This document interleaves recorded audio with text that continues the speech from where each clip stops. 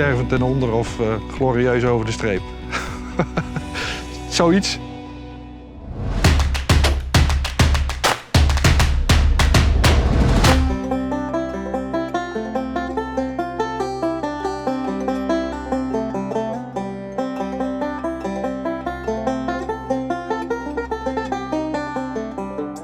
Ik ben Rutger Jan Rittersma. Ik woon in Zuid-Laren. Ik ben 44 jaar, over 2 weken. Ik heb eigenlijk postduiven sinds mijn 15e. Ik heb als discipline eigenlijk puur de marathonvluchten. En dan eigenlijk met name de ZLU-vluchten. Dat is waar ik mij in probeer te specialiseren. Ja, dus dat zijn de lossingen, eigenlijk de internationale vluchten met ochtendlossing. Dat vind ik fantastische vluchten. Dus daar probeer ik, hoewel ik hier in het uiterste noorden zit. Ik weet dat het vaak heel moeilijk is. Dat maakt de uitdaging het grootst om het toch te proberen. En dat is nu 2 keer gelukt.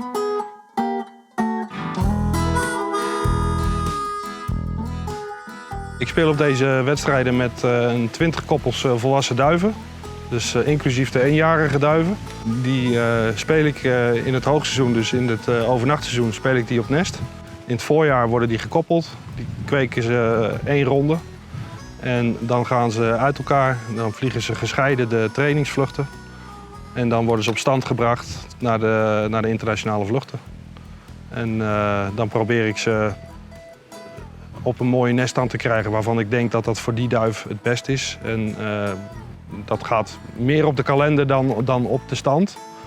Maar als ik een goede ervaring heb met een duif op een bepaalde stand, dan probeer ik dat wel te herhalen. Ik probeer ook de neststanden intact te houden, omdat dat scheelt dan weer een pen voor de wedstrijd die erop volgt.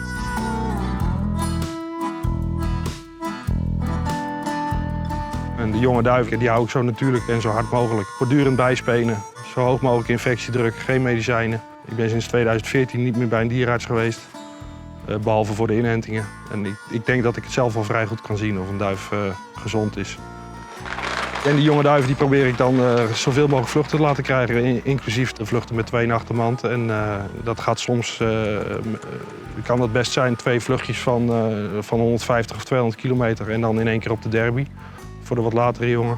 Vorig jaar ook gedaan, bevalt me prima. Wat goed is, dat is goed. En als het niet goed is, krijg je het er toch niet in.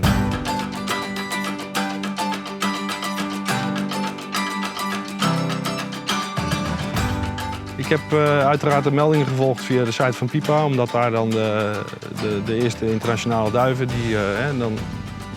die zie je dan mooi vallen. Ja, en ik zag de melding in Frankrijk en ik denk, dat gaat flink hard. Ik denk, dat zal toch niet heel veel harder kunnen, dacht ik. Ik denk, nou maar hopen dat er niet te veel vallen in het zuiden, want anders zitten we hier in Noord-Nederland, ben ik gewoon kansloos. Want ik heb een afstand van 1198 kilometer. Ja, en die Fransen die beginnen met iets van rond de 800 kilometer. Die internationale winnaar zat op 822. Dus ik zit 376 kilometer verder. Nou ja, ik zag wel inderdaad dat het beeld zich zo voortzette, dat ze bleven vallen. En vaak is de lijn Utrecht, dan is de muziek er wel ongeveer uit. En Zwolle helemaal, voor het donker. En ja, ik zag die meldingen, ik denk, dat kan eigenlijk niet om vanavond nog te draaien. Dan moeten ze in de nacht door. Ja, en toen om 6 uur, ik denk, nou, mijn klok zegt dat het ongeveer 6 uur is. Ik keek op mijn klok, precies 6 uur. En ik draai me om en zoom, hier met een rotgang uit het zuiden. Ik hoorde hem eerder als dat ik er zag. Viel de winnares op tok. En nou ja, denk je alleen maar van, kom, erin, zo snel mogelijk. En ja, toen even een kort filmpje gemaakt. Dat doe ik altijd, ook voor mezelf. 6 uur 1, Perpian. Bijna 1200 kilometer ongeveer. Ja, en dan daarna die duif melden. Ja, toen ontplofte natuurlijk meteen de hele boel. Iedereen dat was weer een eerste nationaal en dit en dat. En ja, dat is dan wel heel mooi natuurlijk.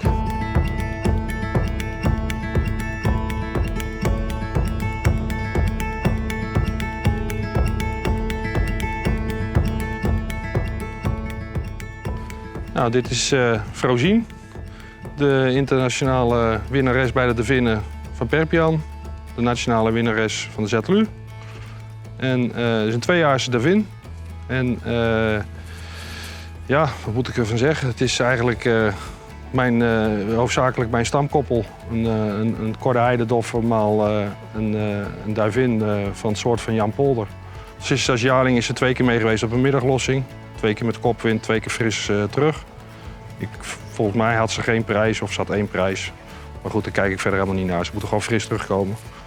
En dit voorjaar heeft ze als laatste invliegvlucht heeft ze Limoges gehad. 891 kilometer. Dat was een hele mooie, heldere kopwindvlucht. Dat zijn mijn 4e duif op het hok, maar ik had toen ook 2 hele vroege duiven. En toen was zij 39ste NPO in onze afdeling. En weer zo fris als een hoentje. Toen is ze daarna naar Agen Zetelu gegaan. 1105 kilometer. Dat was voor het uiterste noorden een rotvlucht. Want, dat was 1 front met buien in Groningen, Friesland, Drenthe. En dat was dus in het noorden, ja, daar zit je weer het laatste stukje. Daar waren de omstandigheden gewoon niet goed. Het was te laat, maar niet echt niet heel kapot of zo. Wel helemaal verregend. En toen heb ik er goed verzorgd en een andere doffer gegeven. En toen legde ze ook na 4 dagen alweer, nadat ik haar die doffer gaf. Dus dat bleek wel dat ze dus inderdaad niet te diep gegaan was.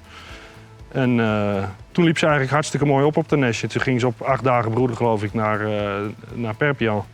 Toen heb ik de dag van inkorving heb ik er nog een aangepikt eitje onder geschoven. Ik denk, dat vindt ze vast ook wel leuk. En toen heb ik uiteindelijk op maandagavond met inkorving, een uur van tevoren, heb ik pas definitief besloten om haar te korven. Daarom stond ze ook als 5e, want van de 5 was dit de enige die een keer gemist had. En ik denk van ja, toen had ik er in de hand en toen wist ik het al. Ik denk, die moet mee, 100%. Ze was helemaal super. Ze was zo blank als boter, een dun velletje erop. En kwaad, gloeiend heet.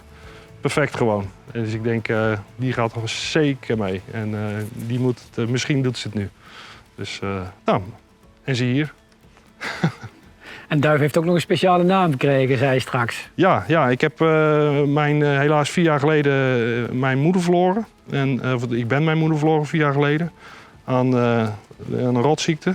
En ik had dit voorjaar daar nogal veel herinneringen aan. En daar had ik het ook toch wel moeilijk mee. En dus toen heb ik me eigenlijk voorgenomen van nou, als ik nou dit seizoen of volgend jaar is een top,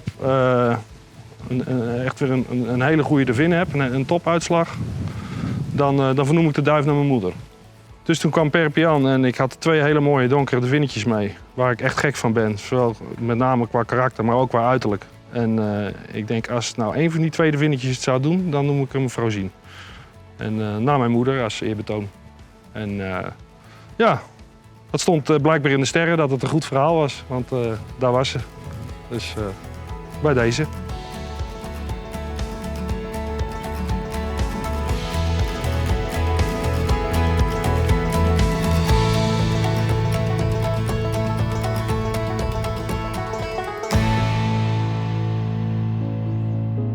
Internationaal heb ik in 2013 Agen gewonnen van de Zetelu. En Agen Oud. En nu eerste nationaal Perpignan en tweede internationaal van het gehele concours. Maar de winnende duif internationaal van die Fransman, ook een klasse duif natuurlijk, dat was een doffer. Dus ik win ook de eerste internationaal bij de devinnen, want de duif stond natuurlijk gedubbeld. En ja, wat is het volgende? Ja, dat staat in de sterren, zullen we maar zeggen. Maar ik denk dat het wel begint met een B en eindigt op Barcelona.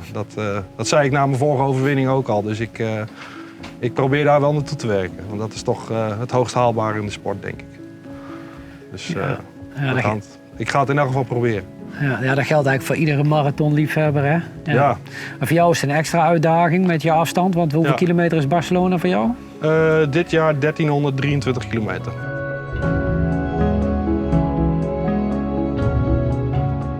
Wat vind je zo mooi in de duivensport? Dat is een hele goede vraag, maar het is lastig om daar een simpel antwoord op te geven. Maar ik denk dat het er toch vooral in zit dat het voor mij een metafoor voor het leven is. Ja, ik ben eigenlijk met de duiven bezig als een soort van coach. En ik verbeeld me dat onze lieve Heer ongeveer net zo met de aardbol bezig is als wij met die duiven. En die duiven begrijpen niet waarom ik iets precies doe. En ik denk dat dat zo met de mensen en het hogere ook zo is. Maar Daar zit een beetje die fascinatie voor mij, in het ongrijpbare. En als je denkt dat je weet hoe het zit, ga je weer onderuit. Dan ben je weer helemaal af. En denk je, hoe zit dat nou? En dan proberen. En vooral het doorgronden van die karakters. Want uiteindelijk gaat alles om karakter. En dat is bij mensen en dieren ook gelijk. En blijven proberen. En sterven ten onder of glorieus over de streep. Zoiets.